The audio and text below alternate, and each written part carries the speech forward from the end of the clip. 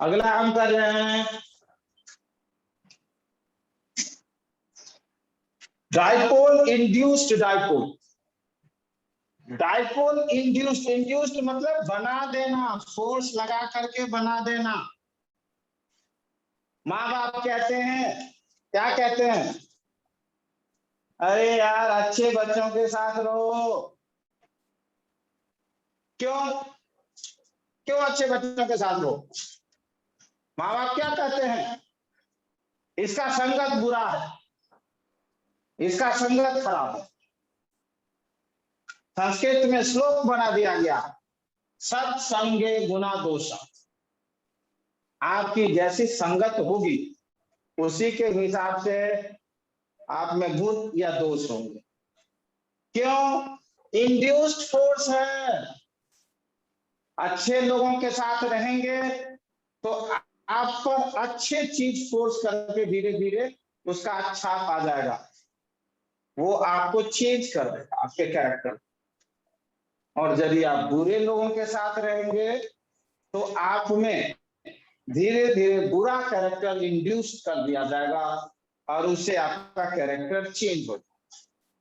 समझ आया? जैसे देखिए, ये बिल्कुल कोई चार्ज नहीं था हाइड्रोजन के, लेकिन इस HF के साथ रह के इसमें फोर्स लगा लगा के इसको भी चार्ज बना। समझ आया? Yes sir. तो सत्संगे गुना दोषा। संगत इसीलिए माँ बाप बार बार गुस्सा करते हैं, यार ऐसे बच्चे के साथ मत रहो, उसके साथ मत रहो। क्यों? उनको डर है कि आप पे उनका बुरे जो इफेक्ट है वो इंड्यूस्ड हो जाए, फोर्स लग जाएगा। ठीक है, तो यहां पर आपने देखा कि आपको आपके ही क्लास का स्टूडेंट, मान लो वो भी पढ़ने आता है वहीं पर और आप भी वहीं पढ़ने आ रहे हो, आज उसका मन था सिनेमा देखने चलते हैं, आपका नहीं ऐसा मन था, लेकिन धीरे धीरे उसे फोर्स लगा करके आपको करा दिया कि चल चलते हैं। तो अब मान लो एक ऐसा है कि एक स्टूडेंट, एक आदमी, एक लड़का मिल गया आपको जो पढ़ाई छोड़ चुका है, वो बच्चा आपके साथ ही पढ़ रहा था, लेकिन एक ऐसा बच्चा मिला जो पढ़ाई लिखाई छोड़ दिया है। अब वो यदि आपको रास्ते में मिल जाएगा तो वो कहेगा, अरे कहाँ जा रहा है पढ़ने, तो छोड़ चल घूमने चलते हैं।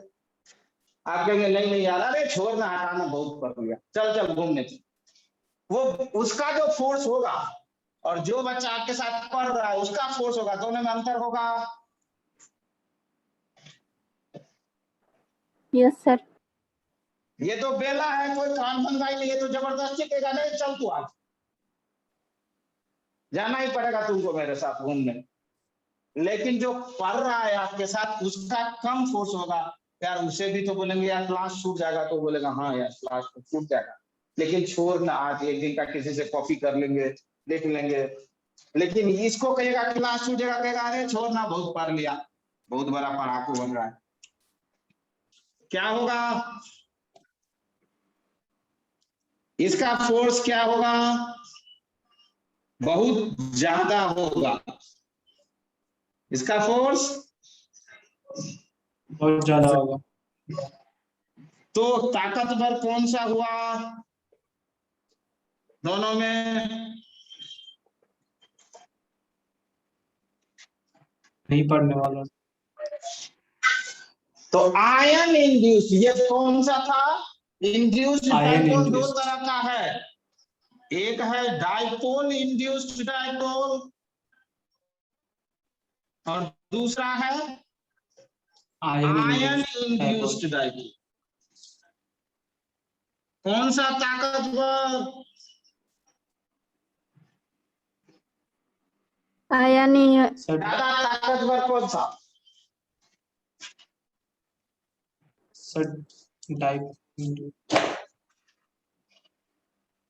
आयन वाला। Ion induced dipole. आ गया ना? Ion induced ion Yes, India. sir. हाँ सही है, बिल्कुल सही, ठीक है ठीक है।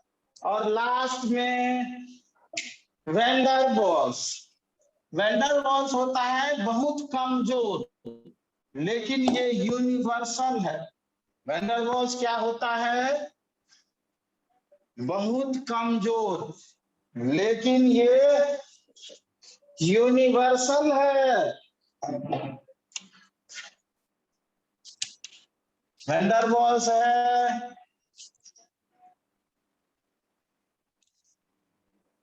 वीकेस्ट फोर्स, क्योंकि उसमें चार्ज ही नहीं होता है, और ये यूनिवर्सल है, हर में लगता है। समझ आया? जैसे देखिए, यस। मीथेन ये गैस है, इथेन गैस है, प्रोपेन गैस है, ब्यूटेन गैस है, और पेंटेन लिक्विड हो गया, C22H46 ये भी लिक्विड है, C23H48 ये सॉलिड हो गया, एंड सो ऑन। एक से लेके 4 तक कार्बन वाला गैस है, 5 से लेके 22 तक लिक्विड है, और यहां से सॉलिड है। समझ आया? लेकिन एक कार्बन वाला ही अल्कोहल क्या होगा? लिक्विड। क्यों?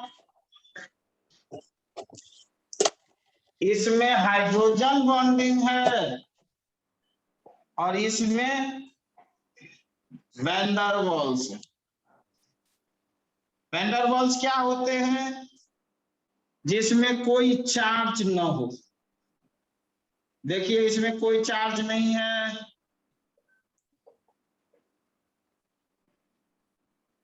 देखिए इसमें कोई चार्ज नहीं है, तो इसके बीच में जब कोई चार्ज नहीं है तो वैन डर वाल्स। समझ आया? सर लिक्विड में भी तो होता है view sir Van der Waals? किसी में भी हो सकता है भाई, सॉलिड लिक्विड गैस किसी में भी हो सकता है, मैग्नीट्यूड बढ़ जाएगा। बताते हैं अभी। देखो ये ब्यूटेन है, क्या इसमें कोई चार्ज है? मैग्नीट्यूड बढ़ जाएगा। मैग्नीट्यूड बढ़ते बढ़ते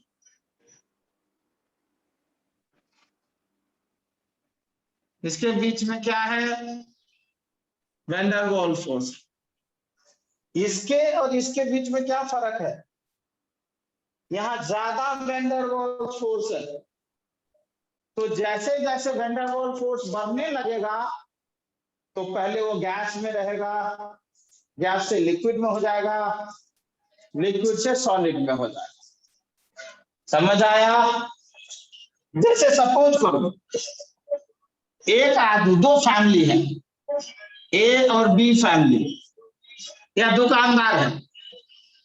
ए एक ही सामान बेचता है और उसमें पर सामान पे वो 50 रुपीज कमा लेता है, और एक दिन में 10 बेच लेता है तो 500 रुपए कमा लेता है। एक आदमी के दुकान में एक ही सामान बेचता है, वो 50 रुपए कमाता है फायदा एक सामान पर, और 10 बेच लिया एक दिन में तो 500 कमा लेता है। बी के दुकान में बहुत सामान, मान लो 2 रुपए कमाता है एक सामान, लेकिन यदि वो 10 बेचेगा तो 20 रुपए कमाएगा, यदि वो 100 बेचेगा तो 200 रुपए कमाएगा, और यदि वो 1000 बेच लिया तो 2000 रुपए कमाएगा। तो इससे ज्यादा कमा गया ना? Yes, sir. तो जैसे जैसे मैग्नीट्यूड बढ़ता गया तो उसकी वैल्यू बढ़ती गई। जैसे देखो एक एग्जांपल देता हूं, आप बिग बाजार से सामान खरीदने जाते हैं, या बाटा से या किसी भी कंपनी से जूते लेते हैं तो उसका लिखा होता है दाम 499 रुपया 90 पैसा लिखा होता है। Yes sir. क्या दाम लिखा हुआ होता है? 499 रुपया 99 90 रुपया पैसा। 90 पैसा। आपसे कितना पैसा लेगा वो? 500। 500। और एक बगल का दुकानदार है हमारे घर के पास का, वो एक सामान पर 9 रुपये 60 पैसे लिखता है और 10 रुपये, मान लीजिए ये 9 रुपये 90 पैसा लिखता है, 99 पैसा, 9 रुपये 99 पैसा लिखता है, 9 रुपये 60 पैसा, और ये भी 10 रुपये में हमें बेच रहा है और ये भी 10 रुपये में बेच रहा है। कौन बड़ा बेईमान? बिग बाजार में कोई सामान खरीदे 9 रुपये 99 पैसा लिखा है, 10 रुपये लिया। हमारे घर के बगल का एक दुकानदार 9 रुपये 60 पैसे लिखा है, 10 रुपये ले रहा है। कौन बड़ा बेईमान?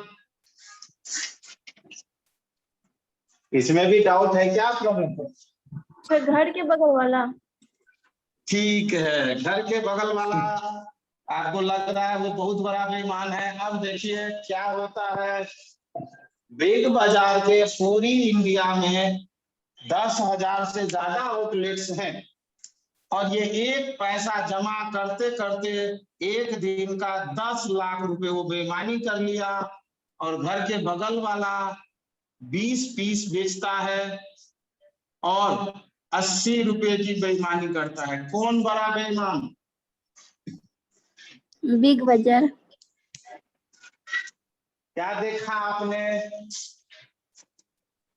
कोई बड़ा दुकान, बिग बाजार या कोई भी लोग, कोई भी बड़ा दुकान क्या करता है, वो 9 रुपये 99 पैसे लिखता है,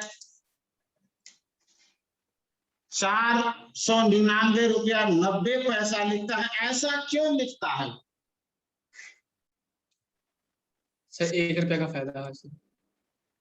यहाँ पर 10 पैसे का बेईमानी कर रहा है, लेकिन ये करते करते 10 लाख रुपया पर डे हो गया। इतना बेईमानी कर रहा है। और यदि वो मान लो 499 नाम लिख के 500 रुपया लिख लेता तो क्या होता? ये जो 10 लाख रुपए तब भी उसको मिलता, उस पे उसको टैक्स पर डे 4 लाख रुपया चला जाता। तो सरकार को भी चूना लगाया उसने। क्या समझे? पर डे जो 10 लाख रुपया ले रहा है उस पे टैक्स देना पड़ जाएगा सरकार, 4 लाख रुपया पर डे। और यदि ऐसा ये लिखता है तो उससे क्या हुआ, ये 10 लाख का 10 लाख हजम कर गए। क्या समझे? Yes sir. और इस बंदे का घर के बगल का दुकानदार, तो इसका मैग्नीट्यूड क्या है? लो है, और इसका मैग्नीट्यूड वेरी हाई। तो यहां से यहां तक सॉलिड कैसे बना पता चला? इसमें ये गैस से सॉलिड क्यों बना? क्योंकि वैन डर वाल्स फोर्स का मैग्नीट्यूड बढ़ता गया, मैग्नीट्यूड बढ़ता गया बढ़ता गया बढ़ता गया, और क्या हो गया? गैस, फिर लिक्विड, फिर सॉलिड। कोई डाउट है इसमें? खत्म हो गया मेरा खत्म हो गया। अब हम देख लेते हैं, हम जनरल लाइफ में ये चीजें को लगा लेते हैं। हम लोग भी इस दुनिया में रहते हैं तो हमारा एक दूसरे से इंटरेक्शन है। क्या है? हमारा एक दूसरे से रिलेशन है, इंटरेक्शन है। देखते हैं कहां पर कौन सा कैसा इंटरेक्शन है। ये सारे फोर्स हम लोगों भी जनरली लाइफ में अप्लाई करते हैं। देखो, आप पूरी दुनिया में कहीं भी जाइए और आप रोड पे जा रहे हैं और रोड पे बहुत सारे लोग जा रहे हैं, ये देखो एक रोड है और बहुत सारे लोग चल रहे हैं अलग अलग। हर आदमी रोड पर जो चल रहा है उसका मंजिल अलग अलग है, चल रहा है सारे साथ साथ, लेकिन मंजिल अलग अलग है। ये गैसियस फॉर्म है। कोई इधर रास्ते से चला गया, कोई इधर से चला गया, कोई इधर चला गया, कोई इधर चला गया। आप पूछते हैं किसी को कि भाई तू कहाँ जाएगा, कोई बंधन नहीं है, इधर चला गया। रोड पर चल रहे हैं सब, लेकिन क्या बॉन्डेड है एक दूसरे से? हाँ सर। नहीं है बॉन्डेड। तो एक गैस की तरह है, कोई भी कहीं जा सकता है। जिस तरह गैस हवा में है, कोई भी कहीं भी जा सकता है। कोई एक आदमी गिर गया रोड किनारे तो क्या करिएगा? उठाने दौड़ेंगे अगल बगल वाले। कोई आदमी गिर गया तो क्या होगा? उठाएगा कि नहीं उठाएगा आदमी अगल बगल वाला? Yes sir. तो ये चाहे हम जापान में गिर जाए, चाहे लंदन में गिर जाए, चाहे अफ्रीका में गिर जाए, और चाहे इंडिया में गिर जाए, क्या हर जगह नहीं उठाएगा हमें लोग? Yes sir. तो ये यूनिवर्सल है, ह्यूमैनिटी। कौन सा बॉन्ड है? क्यों उठाया?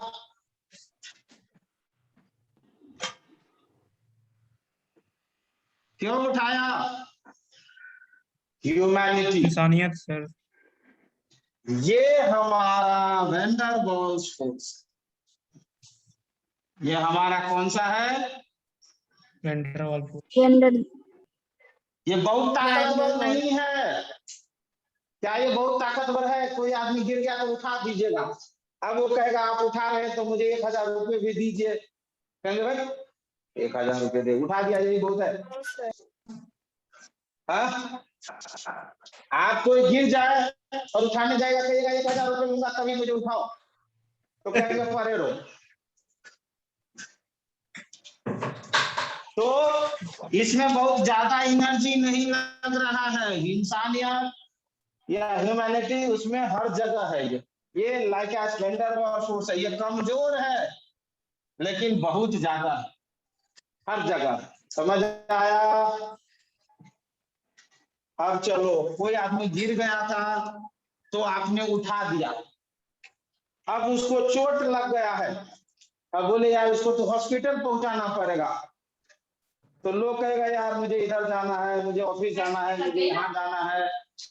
बहुत सारे लोग मना कर देंगे नहीं ले जाऊंगा मैं, पुलिस को फोन करो, इसको फोन करो। सपोज करिए आप भी वहीं से गुजर रहे थे, आपने देखा अरे ये तो मेरा दोस्त है, तो आप कहिएगा कि आज मुझे ऑफिस जाना है, ये जाना है, मैं ले जाऊंगा हॉस्पिटल? No sir. कहिएगा चल चल ले चल इसको छोड़ो, हॉस्पिटल ले गया।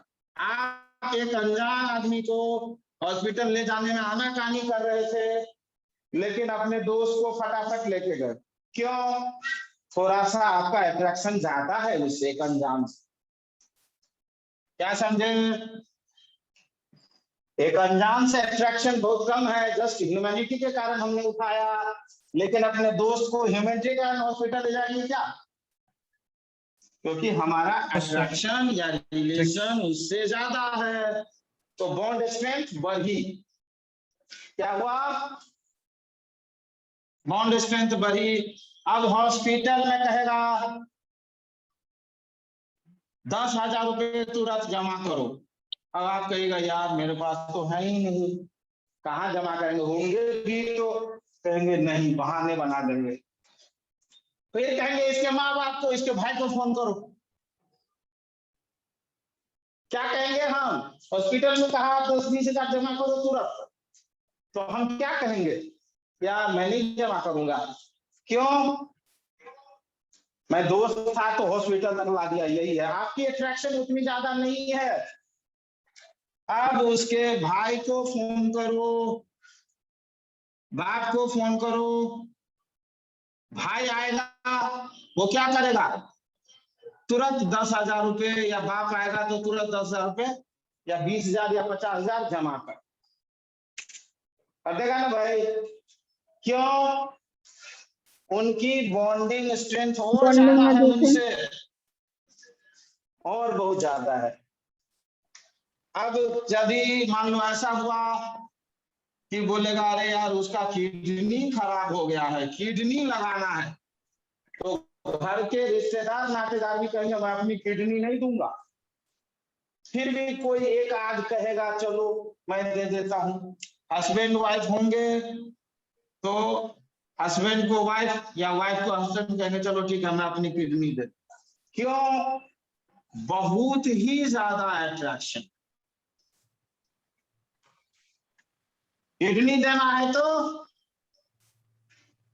बहुत ज्यादा जो क्लोज अट्रैक्शन है वही देगा, दूसरा भाग जाएगा इधर उधर। तो जितनी ज्यादा अट्रैक्शन होगी उतनी ही ज्यादा एनर्जी का इन्वॉल्वमेंट होगा। तो ये हो गया हस्बैंड वाइफ या बहुत क्लोज रिलेशनशिप, मदर फादर, ये हो गया कोवैलेंट बॉन्ड। समझ आया बच्चों? हमारी जनरल लाइफ में भी इसी तरह हम करते हैं। क्या किसी को कोई डाउट है? जो हमारा बहुत क्लोज रिलेशंस है, माँ बाप का, भाई हस्बैंड वाइफ का, भाई बहन का, वो कोवैलेंटली बॉन्डेड है, एक परिवार जुड़ा हुआ है।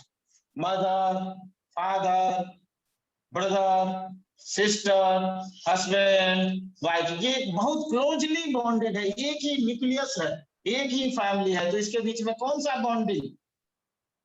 Covalent bonding. ये अलग नहीं है, परिवार से अलग नहीं है, ये एक ही परिवार के मेंबर है। ये कहेंगे कि मैं इस परिवार से अलग हूं। तो यहाँ कोवैलेंट बॉन्डिंग। लेकिन ये रोड पर चलता हुआ आदमी, कौन सा बॉन्डिंग? वैन वॉल्स, कौन सा? Yes, तो आज का ये क्लास खत्म हो रहा है, मैंने ये कंप्लीट करा दिया है। अब अगले दिन आपके जो किताब में टॉपिक लिखा है वहां से हम स्टार्ट करेंगे। मैं आप देखेंगे एनसीईआरटी की बुक हो, कोचिंग की बुक हो या कोई भी बुक हो, आप देखेंगे मैंने 5 पेज खत्म कर दिए हैं उसमें। तो आप उसको पढ़ के आइएगा, अगले दिन इसको आगे पढ़ाइए। और ये क्लास मंडे से होगी, सैटरडे और संडे ऑफ। ठीक है बच्चों? किसी को Yes, कुछ sir. पूछना है तो बोलो। कुछ नहीं पूछना है? किसी को कोई डाउट हो? प्रेमानंद?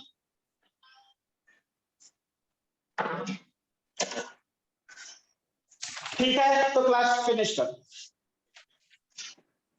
सर अगले दिन